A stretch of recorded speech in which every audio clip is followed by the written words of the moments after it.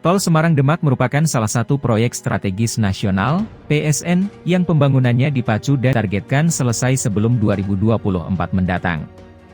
Namun yang masih menjadi kendala saat ini pengadaan lahan akibat fenomena tanah musnah atau tanah yang berubah bentuk karena peristiwa alam, karena berada pada trase tol ini. Sehingga proses perhitungan dan pembebasan sempat menjadi kendala karena lokasi lahan yang sudah terendam oleh air.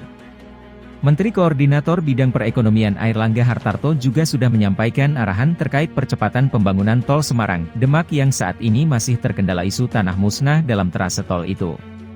Pemerintah Provinsi Jawa Tengah dan Kementerian ATR, BPN bersama Kemenko Perekonomian akan segera menyelesaikan upaya percepatan penyelesaian tanah musnah baik regulasi maupun teknis pelaksanaannya, kata Airlangga dalam keterangan, dikutip, Selasa, 17 Mei 2022. Kendala tanah musnah ini berada pada seksi 1, di mana dulunya merupakan daratan kini sudah terendam air laut, sehingga menyerupai fenomena Atlantis kota yang terendam. Sehingga menjadi kendala saat melakukan ganti rugi kepada pemilik lahan. Namun saat juga sudah terbit, Peraturan Presiden Nomor 52 Tahun 2022 tentang penanganan dampak sosial kemasyarakatan atas tanah yang diidentifikasi sebagai tanah musnah dalam rangka pembangunan untuk kepentingan umum. Sehingga ini yang nantinya dijadikan landasan hukum dan acuan untuk perhitungan pembebasan lahan. Melihat hal ini, Kepala Badan Pengatur Jalan Tol, BPJT, Danang Parikesit enggan berkomentar banyak soal pembebasan lahan, melihat ranahnya lebih tepat kepada Ditjen Bina Marga. Namun mengomentari dari aspek teknis pelaksanaan, pembangunan tol di atas tanah musnah ini tentu masih bisa dikerjakan. Tentu ya bisa dikerjakan pembangunan tol di atas tanah musnah. Dia menegaskan fokus tugas dari porsi BPJT berada di ruas Semarang, Sayung, seksi 1, dan prosesnya sudah sesuai jadwal di perjanjian konsesi.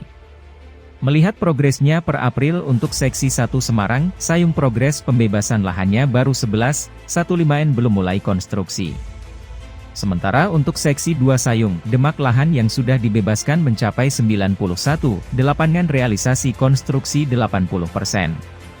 Nantinya untuk seksi 2 yang dibangun oleh PT Pembangunan Perumahan Semarang-Demak akan beroperasi lebih dulu pada akhir 2022 mendatang, dari seksi 1 yang merupakan porsi dari pemerintah pada 2024 mendatang. Kehadiran tol Semarang-Demak juga diharapkan dapat melengkapi jaringan tol di utara Pulau Jawa. Nantinya juga akan difungsikan sebagai tanggul laut sebagai penahan banjir rob dan genangan air yang selama ini jadi masalah di sekitar Semarang. Pembangunan jalan tol Semarang-Demak terintegrasi tanggul laut dengan struktur timbunan di atas laut juga diperkuat oleh matras bambu setebal 17 lapis. Selain sistem matras bambu, penguatan kondisi tanah dilakukan juga dengan cara pemasangan material pengalir vertikal prafabrikasi atau PVD serta melaksanakan pembebanan menggunakan material pasir laut yang diambil menggunakan alat trailing suction hopping dredger atau TSHD.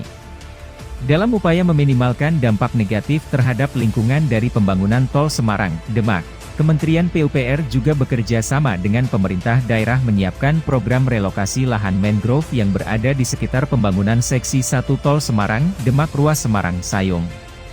Terdapat 3 lokasi kawasan mangrove yang akan direlokasi dengan total luas kurang lebih 46 hektar. Progres capai 80,63%. Progres pembangunan jalan tol Semarang-Demak seksi 2 Sayung-Demak telah mencapai 80,63%. Hal itu disampaikan oleh Badan Pengatur Jalan Tol, BPJT, Kementerian Pekerjaan Umum dan Perumahan Rakyat, PUPR.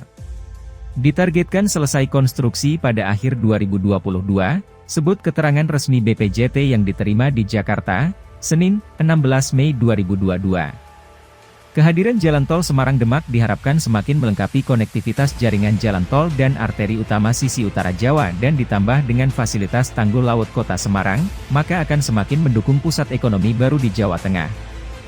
Jalan tol ini juga difungsikan sebagai penahan banjir rob serta mengatasi banjir yang selama ini menjadi permasalahan di kota Semarang.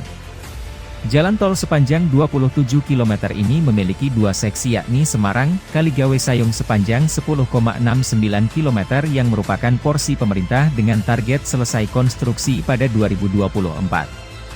Sementara, seksi 2 ruas Sayung-Demak sepanjang 16,31 km merupakan porsi Badan Usaha Jalan Tol, BUYT, PT Pembangunan Perumahan Semarang-Demak. Dalam upaya meminimalkan dampak negatif terhadap lingkungan dari pembangunan tol, Kementerian PUPR bekerja sama pemerintah daerah menyiapkan program relokasi lahan mangrove di sekitar pembangunan ruas Semarang Sayung. Terdapat 3 lokasi mangrove yang direlokasi dengan total luas 46 hektar. Terima kasih sudah menonton.